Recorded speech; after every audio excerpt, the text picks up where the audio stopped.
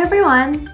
So I hope you're super excited to start on this course over here. So we are going to make a Mulan inspired contemporary dance costume. It's a little bit lyrical dance costume, and this is actually going to be also for my customers. So this is an actual costume that I will make from scratch for my customers. We are also going to talk about selecting the fabrics, choosing the fabrics and stuff like that. And I'm actually really excited to show you how I actually make a costume from scratch when we have orders coming in like that. For this particular costume, we're going to talk about the main apparel, which is what she's wearing. We're going to make wristbands as well.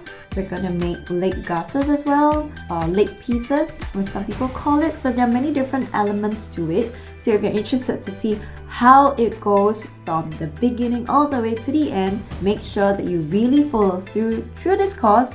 What you will get out of this whole course is you'll see the different techniques that are being used to create different textures. There are different techniques that you use to change up all the soft fabrics that we work with, because with stretch fabrics they're usually very soft, but how do we stiffen it, how do we make sure that it holds more shape and things like that, and that's what you'll really get out of this course. Alright, if you're ready, let's start sewing!